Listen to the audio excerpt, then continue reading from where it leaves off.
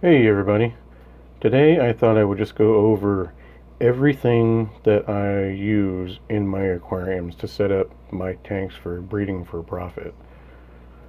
So here we go. Alright, what we'll start is with the substrate. For substrate, I used crushed coral. My water starts out at a really high pH of 8, but it actually over time drops all the way down into the 5s. So that is why I like to use crushed coral, just to help buffer the pH and keep the pH stable. Also, you can see right in front of me here that I have a CATAPPA leaf that is kind of falling apart. I'm going to have to put a few more in there. This tank actually has some shrimp in it, and the shrimp like the CATAPPA leaves. So do the snails, actually. The snails groom on it as well. They get a nice biofilm on it, which is healthy for the shrimp to eat. Right here, let me grab it. These are the CATAPPA leaves that I buy, and they're really big and really nice. I'll have links to everything I'm showing you here on the bottom of the video that you can get on Amazon, because that's where I got all the stuff that I want to show you today. Also, I use sponge filters mostly. These are the large ones. They say like up to 75 gallons. But in my tanks, I use a lot of fish food because I'm trying to grow these fish out quick.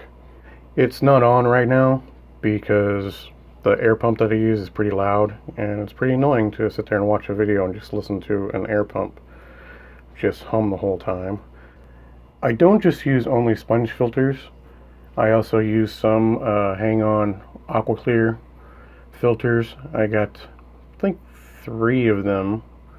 I always over-filtrate everything because I just want to have a lot of filtration, because I do feed the fish a lot. I feed my fish up to 6-8 times a day.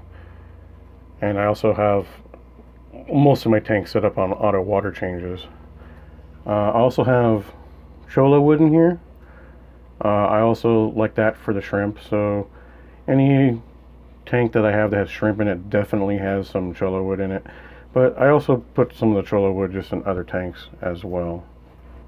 All the other live plants in here actually came from my display tank. They're just runners from the main plants.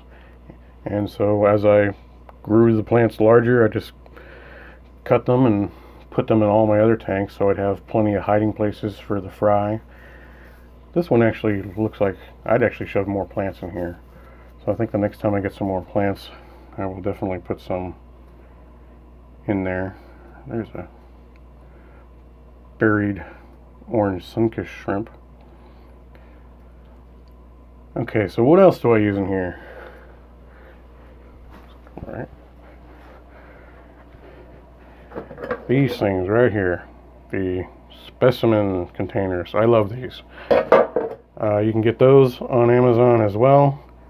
The shipping was kind of high, but the shipping was the same no matter how many you bought, so I bought like 4 of them at a time. Also, I love to use these sieves.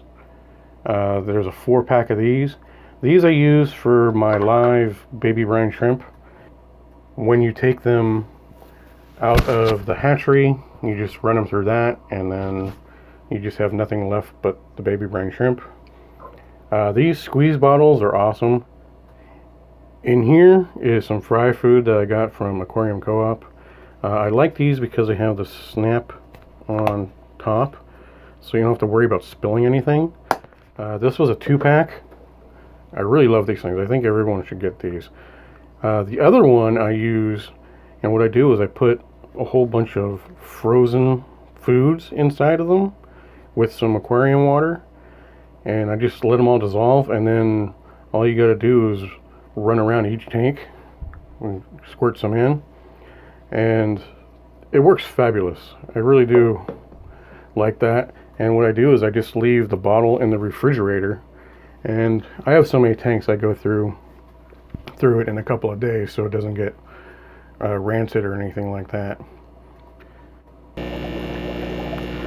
Okay, so this is going to be a little bit noisy, I apologize, but I wanted you to see it as it's running.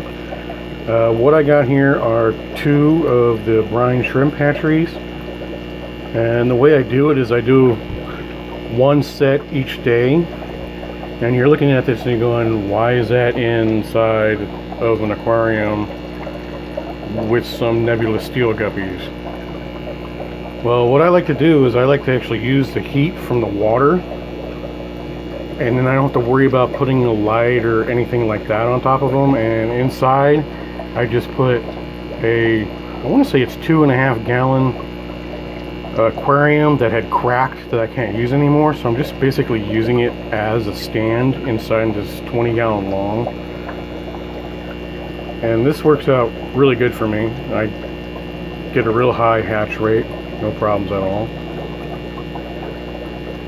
And the last thing I'll show you, these MARINA hang on the tank breeder boxes. Now originally I was using these a lot because I was separating my fry. I no longer have to separate my fry because I don't get a lot of losses from the adults eating the fry. There is an insane amount of fry in here. They're older, but they've been in here ever since they were born, so they've been in here a long time.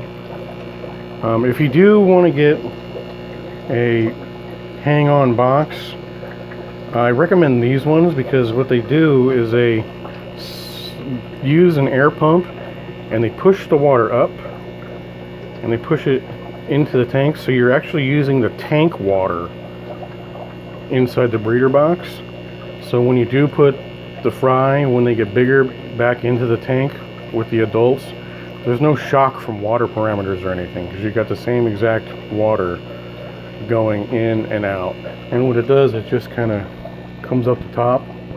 I have it on very low right now, and it pours right down back into the tank. I almost forgot to show you guys that air pump that I use. I got these on Amazon, and I've got 3 of these. I have 2 of these that are smaller, and I have one that's a lot larger running in my main fish room. But they've been going for like over a year straight, no problem. They're a little bit noisy though, so that's why I have it sitting on some foam.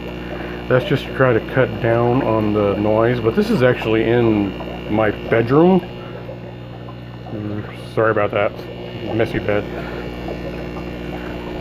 But I can sleep through it with no problems at all. Well, I keep thinking of more and more stuff, so here we go. PLECO caves. Got a couple of them in there. Guess I should have cleaned this tank first. There's the back of it hiding back in there. My plecos actually seem to really enjoy them. I got those on Amazon as well.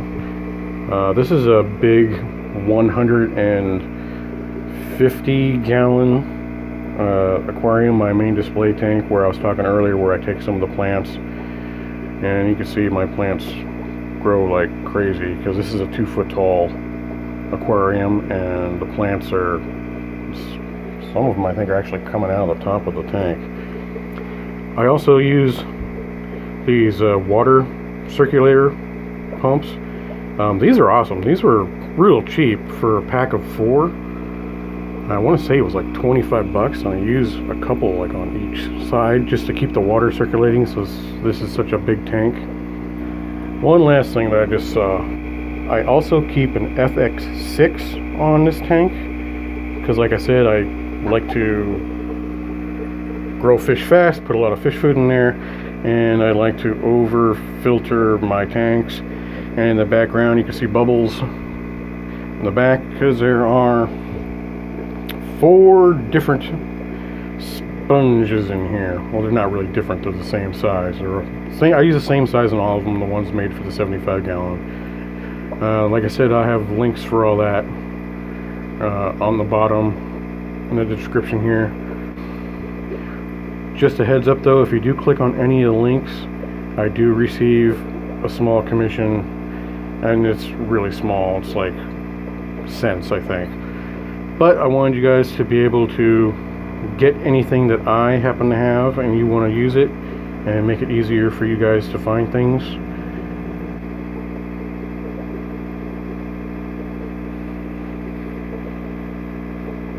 Alright, thanks for watching, and do me a favor and hit that like button, and if you want, go ahead and subscribe.